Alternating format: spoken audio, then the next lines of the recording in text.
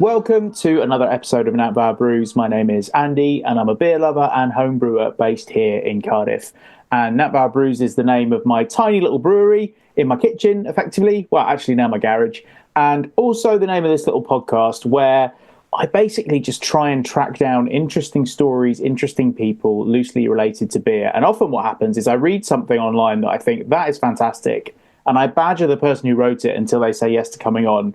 I did this with today's guest, not realising that I'd effectively stumbled across a beer writing legend. It is Martyn Cornell. Martyn, thank you so much for coming on. Very glad to be here. Tell us a bit about your beer blog, because it is encyclopedic. I mean, I have spent hours on there since I first stumbled across it when I was looking for some more information about porter, and we'll get onto porter in a bit because that's the main theme of this episode. But just give us a little bit of info about the blog, because it is a real treasure trove. Well, I started it back in 2007, basically because I was doing a lot of research. I'd already written one book and had that published, which was Beer, the Story of the Pint, and loads of other things were coming out of that. And I just wanted a outlet for that. There weren't that many, there still aren't, of course, there weren't that many magazines printing stories about beer and beer history and so on. And it just gave me the opportunity to write up stuff I was interested in and had discovered. What is great for me now is that it's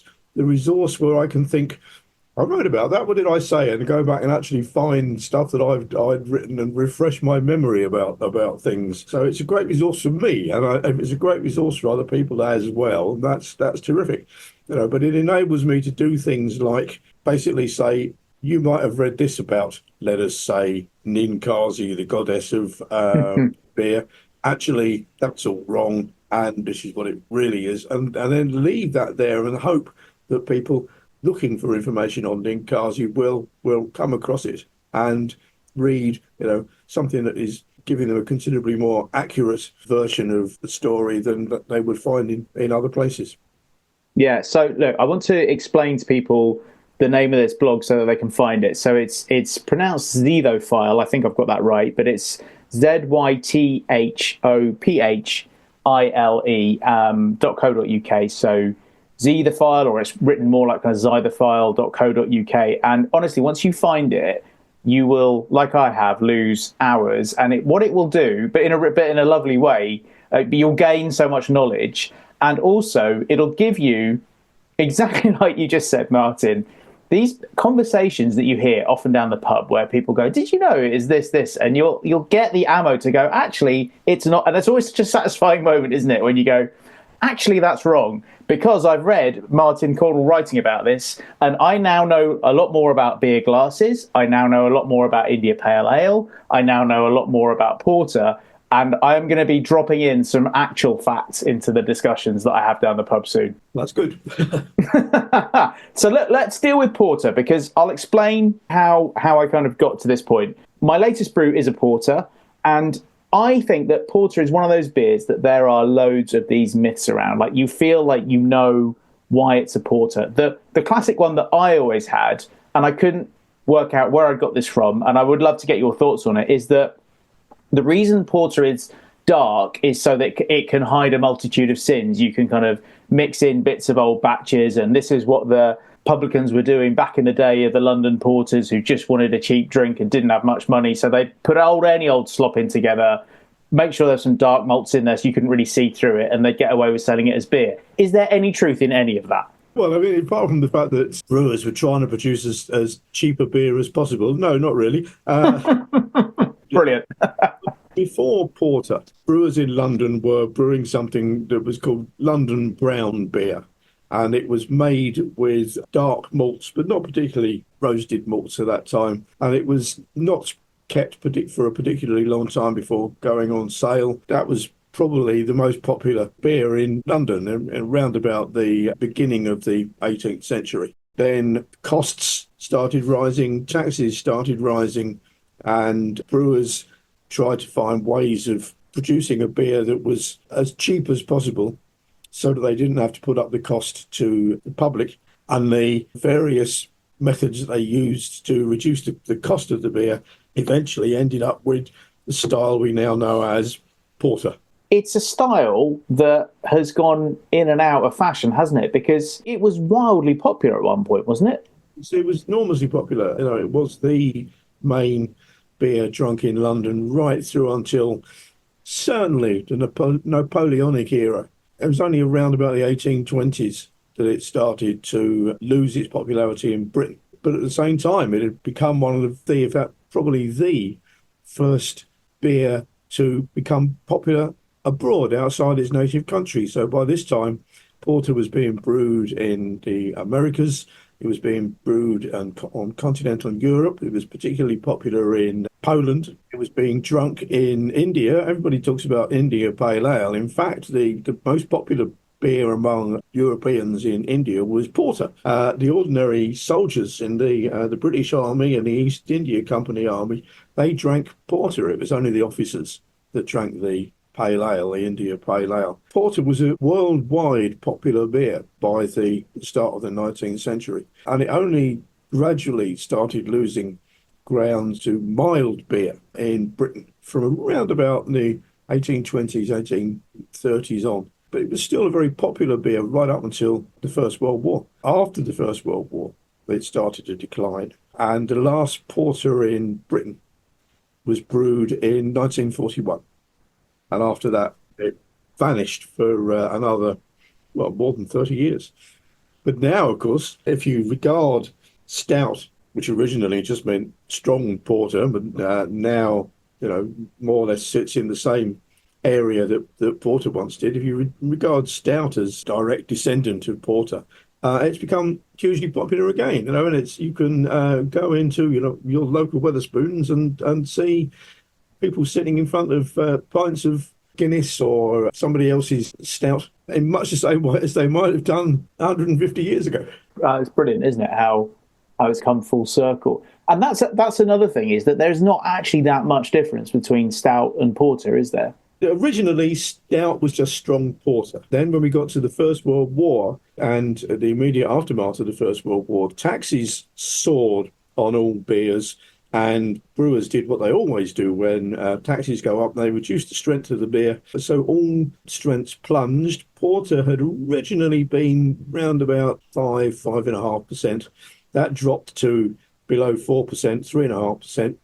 Stout was pushed down from 6-7%, basically into the realm that porter had originally occupied, 4.5%.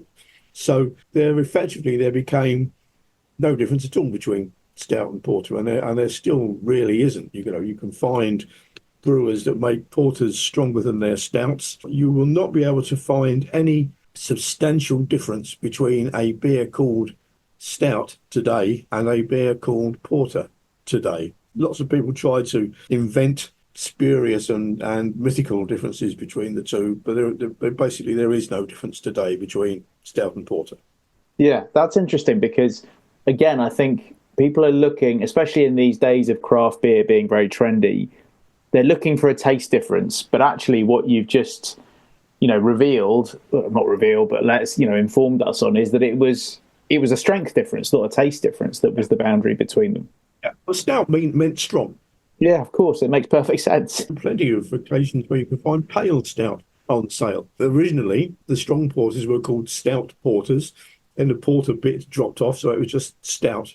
But basically, that was the difference. The stout was the strong version of porter. So a pale stout just maybe might not have the roasted malts in it, but interesting. A strong pale ale. Interesting. I'm gonna have to have a go at brewing one of them. Okay, so the bit with porter getting its name from being a drink that was popularly drunk by porters in London, is that bit true? Yes. The problem with that story is that by the 20th century, everybody had forgotten who the porters were. The only porters that people knew about when people like Michael Jackson, the great beer writer, was writing, were the market porters in places like Smithfield and Billingsgate and Covent Garden. So they thought these must be market porters. Actually, the market porters were a very small subsect of a vast crowd of people who weren't there living through portering, who were basically divided up into two different types. There were the ticket porters, who basically the sort of the DHL of 18th century London. They would deliver your parcel for you, they would carry your goods around, they would deliver a letter for you, and they literally waited like taxis at stands. And if you wanted something picked up or delivered or whatever, you would go out and you would hire a ticket porter and they would go and do that for you. And the other guys were called fellowship porters, and they loaded and unloaded ships. These were regulated. They each had organisations that meant that you had to be signed on and properly registered as a porter. And theirs was a very strenuous job. You needed a lot of calories to keep going. Much of their calorie intake was through beer. So they drank a lot of beer while on the job to give themselves the energy input.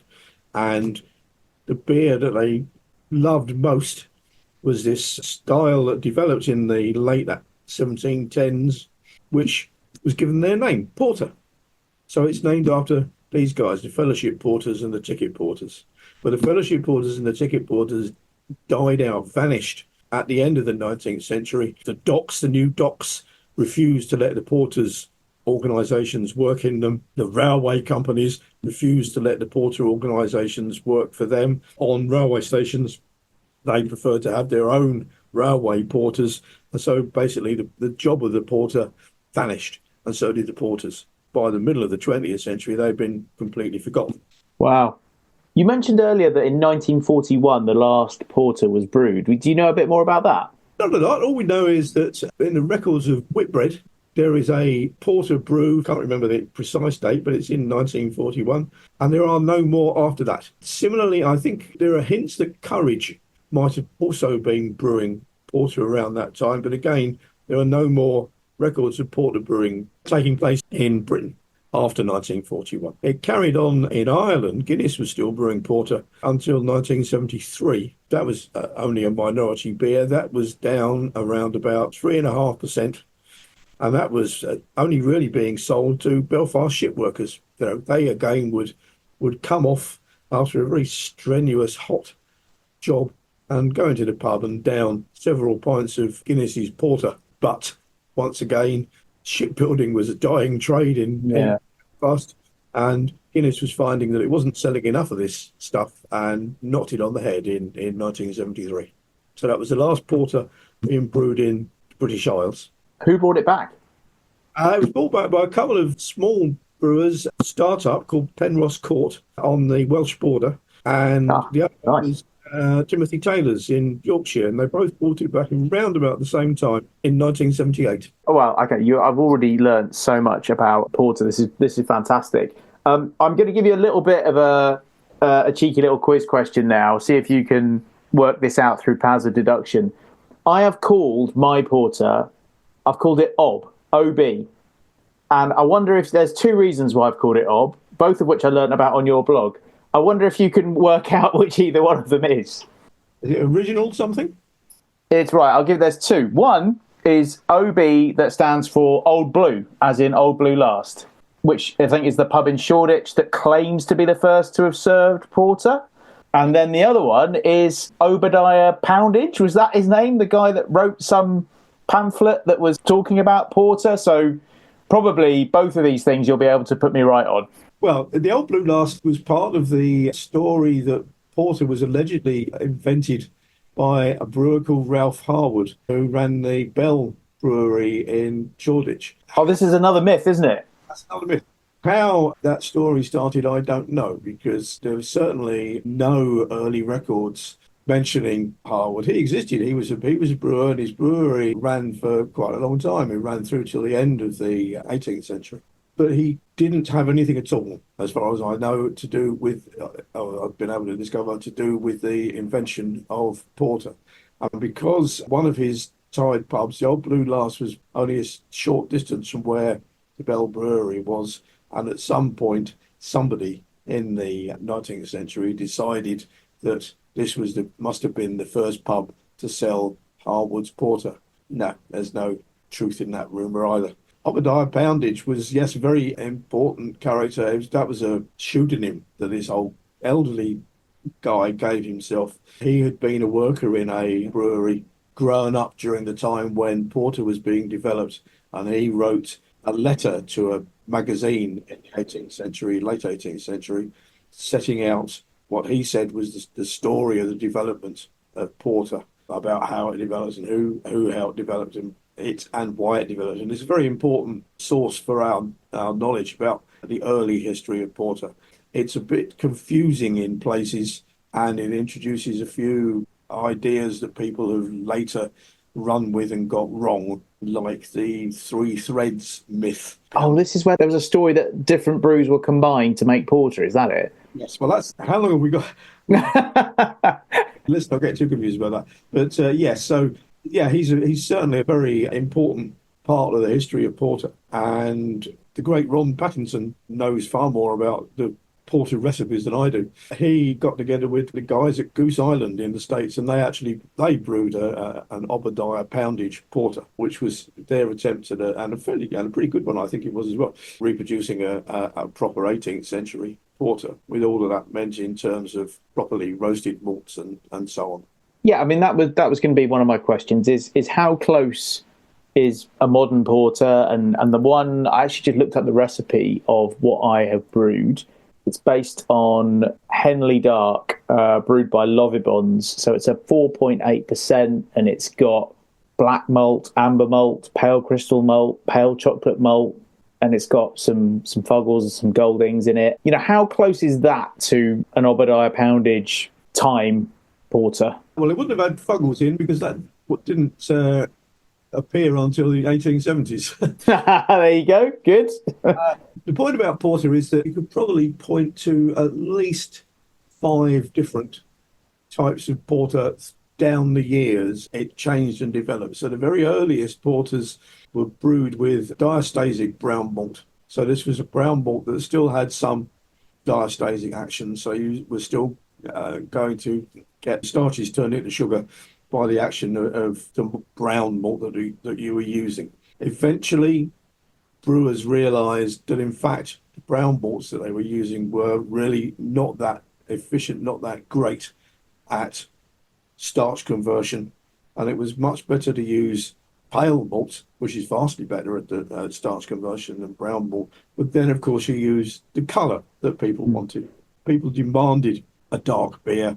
If you use too much pale malt, then you end up obviously with a paler beer. So at that point, some stopped using brown malts entirely. Others used partly brown malt because of the flavours, but they turned to roast malt, which doesn't have any diastasic power at all, but has a hell of a lot of colouring effect. So that was the next change in porter and how it was made. Gradually, roast malt came to dominate in Ireland, and this was the big difference between Irish porter and stout and British porter and stout. In Ireland, they virtually went over completely to roast malt and pale malt, nothing else. In Britain, they did have a more complex recipe in which they included both roast malt and amber malts and brown malts. As far as they were concerned, you got a better flavour that way. Something you said earlier about just how popular porter was and thousands of porters milling through the streets and drinking this stuff to keep themselves going. You know, the amount of beer being brewed in London must have been vast. And I'm interested to know back then, from what you can work out, how local were the kind of supply lines for these brewers? And were these brewers very small breweries and they were just getting, I guess they were getting hops and malt from, I don't know, from Kent or from Essex or from home counties? Is there more you can tell me about how small scale it was all happening? Very local. The hops were coming up from Kent on the Thames, being offloaded and then sold in Southwark. The malt, most of it was coming from Ware in Hertfordshire. Ware was the point at which the roads down from the big barley growing areas in East Anglia, Norfolk in particular, the roads met the River Lee, and at that point you could load the grain onto the River Lee and barges on the River Lee and take that down to London via the Lee. So that's why Ware grew up as a big malting centre, because you bring your barley grain down to Ware, you would malt it, and then you would load the malt onto barges and the barges would go round to the breweries in London. Basically, London porter was made with grain grown in East Anglia, some of it in Hertfordshire, but mostly because the best malting barley comes from East Anglia, particularly Norfolk. Grain grown in East Anglia and hops from Kent. And either London well water or water, particularly from the breweries on the northern side, from the New River, which was built to carry water down from Amwell in Hertfordshire to North London. Now, when I brew my beers, I just buy a packet of dried yeast. They weren't doing that back in the day. And obviously, breweries their own yeast would be developing its own characteristics as they would bring it across from brew to brew. But, how would a brewery come across its yeast strain? How did that all happen? They would be using the yeast that they started out with, and if it ever went wrong, they would just pop down the road, borrow some yeast from a mate. This happened with everybody. People talk about, Guinness yeast, very special, blah, blah, blah. Guinness used to borrow yeast from all sorts of people, and they used to borrow yeast from Bass in Burton-on-Trent. And apparently, the story goes that when they used to get this Bass yeast in, and when they first used it at St. James's Gate, it would go completely bonkers and froth up like mad. But then it got used to its environment, and it calmed down, settled down, and carried on and developed into a more Guinness-like strain. But yeah, again, brewers swapped their yeast backwards and forwards. They didn't particularly guard their yeasts. There's no evidence, at least, that they guarded their yeasts particularly. They just used the yeast that they had, and if it went wrong, then they would go out and get some yeast from somebody else. They were very practical brewers, and like you say, always cost saving. I think that's maybe where I have an affinity with them. It's this idea that, when I go onto the website where I buy my ingredients for brewing, I'm always drawn to trying to create the kind of cheapest recipe I possibly can. And there's part of me that feels like, well, I'm part of a long line of brewers just trying to cut costs and still make drinkable fluids, basically. Oh, by the way, I love the idea that the porters themselves were handling the ingredients and delivering the ingredients that then the brewers would turn into the beer that they drink. There's something quite nice about that. But yeah, a bit more about your story. What got you into beer in the first place and writing about it? I always was interested in beer. My father introduced me to the beer when I was 14 and in a pub garden in Kent, and handed me a pint glass and said, "Try this, lad. I think you'll like it." And I tried it, and it was now sadly long gone Fremlin's Brewery, and I was knocked out by the flavours. I thought, "Wow, this is amazing." So I had a very early introduction to the wonders of beer. Writing about it, well, I am a journalist by profession. It started really around about 1980. I was a member of the campaign for Real Ale, and I knew the guys that were putting together the Hertfordshire, where I was living at the time, the Hertfordshire Good Beer Guide, and they had run into a problem that they didn't have enough copy to fill the book. You have to have a certain number of pages in a book. It has to be divisible by 8. And they had some blank pages at the back.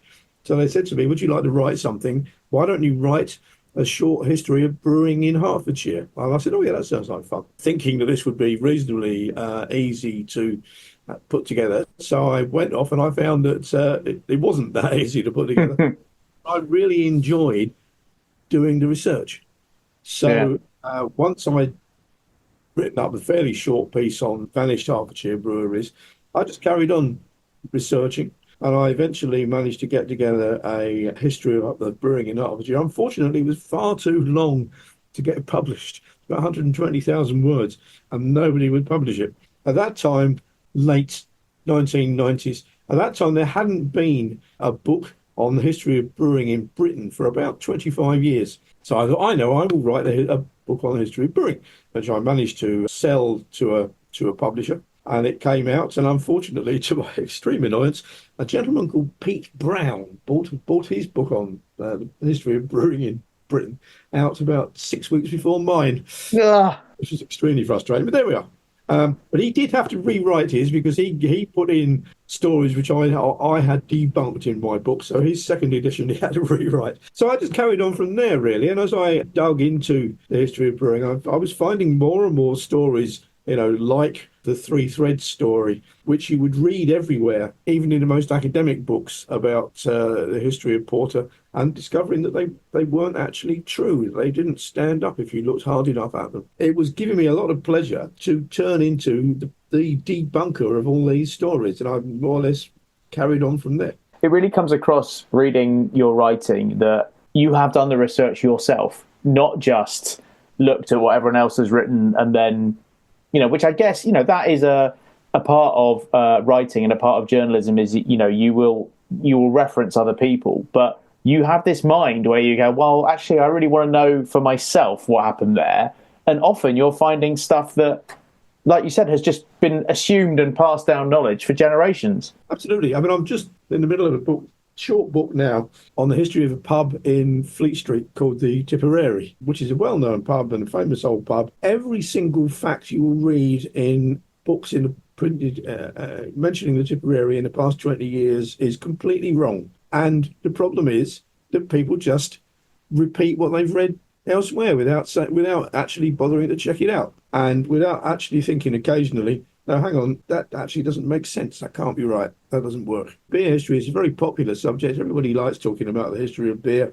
Too many people just repeat what they've read somewhere without bothering to check to see if it either makes sense or there is evidence to back it up. Is it a case of you just have to go back as far as you can in history to swim through the upper level of people just repeating stuff? Is that how you get to what you think really happened? Yeah, I mean, we're astonishingly lucky now in that there is so much stuff available on the net. There are literally millions of newspapers scanned and available for searching on the net. There are hundreds and thousands of books scanned and available for searching on the net. And if you go back through this stuff, it will take you days, which probably would have taken you literally months and months if you had to plough through hundreds of years' worth of newspapers by hand, searching for the odd reference to something that you're interested in. Now you just call it up on British Newspaper Archive, put in your search terms, boom, there it is, which is just marvellous. And are you finding stuff's getting added all the time that actually enables you to find new bits of history? Yeah, because there are still thousands of newspapers that are available for scanning that haven't been scanned yet, and that's turning up fresh stuff all the time. Let's make clear to everyone listening where they can find your work. We've talked about the blog. I just before the interview purchased a couple of your books. Around the World in 80 Beers is one that I've bought, and then also the one Amber, Gold and Black. So tell us a bit about those books. Well, Amber, Gold and Black started out as the leftovers from the first book, Beer, the Story of the Pint, which is a terrible title, but the publisher liked it, and I wasn't going to argue with the publisher. So I had a lot of material left over that was a story of different styles of beer. So I decided that there was room for a book looking quite tightly at each style, looking at pale ale, looking at mild, looking at porter, looking at stout, looking at brown ale and so on in detail. At the moment, it's the book I'm proudest of because I think it was a completely unique book. Nobody had ever done anything like that before. And it contains still, came out in 2010, I think. So 15 years on, very happy to say very little that I'm aware of that is wrong in that book. I sort of wanted to do something similar for world beers. I thought it would be very interesting to take a particular beer, modern beer, and look at that and then go back, use that as a kind of door to look at the history of that beer, the history of that country's beer, going sometimes right back to, the very earliest years of beer. So among the beers in Around the World in 80 Beers is a beer brewed in Palestine. So I look at the modern beer. Wow. To beer brewed literally 13,000 years earlier in what is called the Zythophile era, about 30 or 40 miles from where this brewery was, which is among probably the very earliest record of beer brewing, turning malted grain into alcohol that we have. Archaeologists have found this stuff. They're still controversial, and not everybody agrees that it is evidence of beer brewing. But it's a fascinating story, if true, that you can find a story of beer brewing in the one area that goes back 13,000 years. There's a beer in Egypt called Stella, no relation. So I talk about that and the history of Stella and how that first started being brewed, and use that as the basis to then talk about beer brewing in ancient Egypt. But I also, use quite a lot of modern beers. I talk about Fuller's Porter, and use that as to talk about the story of porter. I look at, I think it's Hyde's Brewery in Manchester, and talk about the story of bitter. I look at Williams Brothers Heather Ale, Baltic Porter in Poland. I look at wheat beer in Germany. So basically, it's taking 80 different beers around the world and using each one of those beers to then do a dive into the history of beer in that area and that style of beer. And it was great fun to write, and I hope that people find it enjoyable and informative. That's Around the World in 80 Beers. Brilliant. I'm looking forward to reading them both. And yeah, like I mentioned at the beginning, your blog, there's so much good stuff on there. I mean, just before we started this interview, I was reading about glassware and how your favorite glass is the 10-sided fluted glass, which I think I've seen them, but I didn't really know what they were. And now, of course, I want to buy one. Why is that your favorite glass? Just like the way the light shines, a pint of bitter and an amber bitter in one of those glasses, the way the light shines through it, it somehow, to me, it's just visually deeply attractive. It has a nice heft to it when you pick it up. It adds to the whole beer drinking experience. Sadly, yes, it was revived by a glass making company a few years back, which I wrote about on the blog. They've now stopped making them again. They weren't selling enough of them, very sadly. But you can still find them in second-hand shops. That's my next mission, is to keep an eye out for one of them for sure. A couple more things to finish off. Now, one is, and maybe the answer to this will be in the Amber Gold and Black book, but I would be silly as a home brewer not to ask you about something interesting that I could brew, because I can literally make anything, right? This is the joy of home brewing. And, you talk about how amazing it is that now you can research things from newspapers that are being digitized. I find it incredible that I can buy any type of malt, any type of yeast, any type of hops, and just either recreate stuff or come up with something completely different. And it's all kind of within my power. I love that about home brewing. I'd love for you to maybe give me a couple of ideas of a style that you've come across that just doesn't exist anymore, or is a little bit left field. Something that I could, and maybe if it's something British, fantastic. Slightly in the same way that porter disappeared and then came back. Is there some other kind of lost beer that you can think of off the top of your head that I could have a go at brewing? Have you got room to store casks anywhere, somewhere that's not going to get too hot and too cold? Yeah. There are plenty of styles of aged beers that are now vanished because brewers don't have the cash flow to be able to make these aged beers anymore. Beers are like, fortunately, it's still going at the moment. Things like Gale's Prize Old Ale, beers that are laid down for a year or more, and Brettanomyces yeasts come out and eat up the sugars that the Saccharomyces yeasts have left behind. And the beer will thus be completely different after a year to what it was when it started. Those, I think, are some interesting beers as a home brewer to try, because you can experiment. You have to wait a long time. You could use Chevalier malt with one of those, make an old Chevalier brew to a high gravity, 9-10% maybe, and then lay it down for a year, having made sure that you've got some Brettanomyces yeasts in there. And you could actually bottle it. You don't necessarily have to lay them down. You could bottle them, but you would have to be careful that your bottles didn't explode on you. Yeah. Haven't had a bottle bomb yet, but I suppose it will happen one day. Maybe this is the recipe.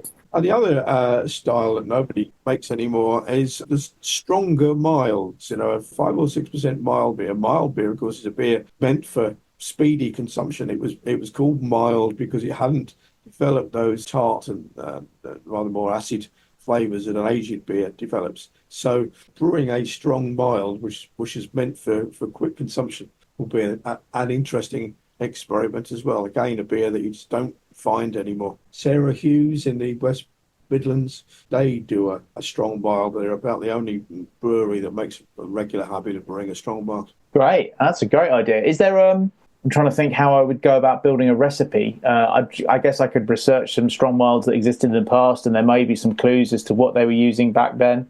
Yeah, you should be able to find recipes for strong barley about somewhere. Thank you very much for that. That's going to be a lovely thread going through when I brew that, and I can talk about it on the podcast. And maybe I'll even send you a bottle and you can see what you think. Do you have a type of beer that you gravitate towards, or do you just like all different types because you're so interested in it all?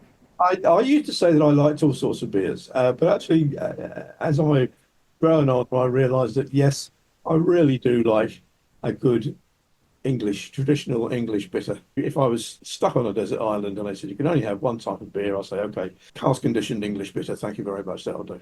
Oh yeah, lovely. And do you have any particular brewery? Like I've had previous guests go very dewy-eyed about Harvey's bitter. Yeah. Harvey's great beer. Adnams is excellent. Woodford's very bitter. Norfolk, that's an excellent beer. Fuller's London Pride is just an absolute classic. Yeah, it is. Yeah. Fortunately, there are still probably a good dozen really good bitters being brewed in this country. Don't have to normally travel too far to find them, I'm happy to say. If you can find a pub that does cask beer well, yeah, an English bitter on cask, you feel like you're connecting with history, really, drinking that, don't you? Yeah, although it's probably a style that's not much more than about a century old, because it would have developed after the First World War, when prices had pushed down the strengths of beers, taxes had pushed down the strengths of beers. So you were getting all these beers that were around about 3.6, 4.2% alcohol. This is the rate, and I think unrecognised skill of British brewers. They are able to produce fantastic, flavourful beers at those comparatively very low strengths. Because yeah, your classic English bitter is coming in around kind of in the 3.5 to 4.5, well, 4.2, 3.5 to 4.2, which is, yeah, as I have learned through, and this is part of the reason why I love brewing myself, is that you learn how hard it is to get flavour in beer without just upping the ABV. Absolutely. Listen, Martyn, it's been fantastic. Thank you so much for being on the podcast. The name of the blog again is Zythophile. Obviously, if you just Google Martyn Cornell, Martyn with a Y, you will find this treasure trove of writing. So thank you so much for being on the podcast, and enjoy your continued research into beers. Yeah, and thank you for letting me burble on about beer. That's literally what this podcast is for. So you found the right place. Big thank you to Martyn Cornell for being a guest on the podcast, and his blog Zythophile is, like I said on the podcast, a real treasure trove of writing. So I implore that you check that out and educate, inform and entertain yourself in a world of brilliant beer writing. It's been so long between episodes. Life and business is taking over, but I will just keep going and making episodes when I can. I still love talking to people about beer. And I still love brewing beer. I just made a porter called Ob, and I tried that a couple of days ago. And even in I think it's about 4 weeks since I bottled it. Obviously, I taste it a little bit when I bottle it as well. I like to taste the beers as I brew them throughout the process. It's really interesting to see how the taste changes.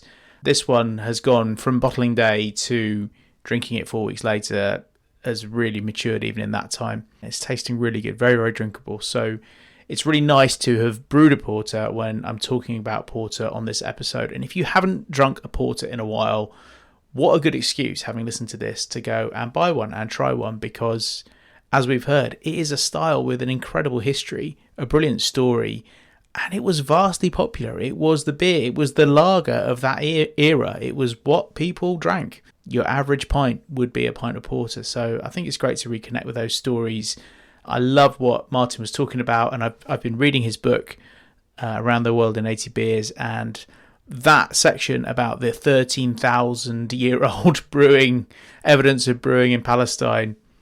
To think that we're part of a story that goes back 13,000 years in terms of basically the same process, I always find that quite inspirational and quite interesting. Kind of connects you through history in the same way that ordering a pint of cask ale in your local pub would do the same. Look, what a great episode. That's what this podcast is all about. It's telling those stories, learning something, and just enjoying people talk about beer with passion. The usual sign off: have a great life, look after each other, be kind to each other, drink some great beer, and we'll be back with a new episode as soon as I can make one. Until then, goodbye.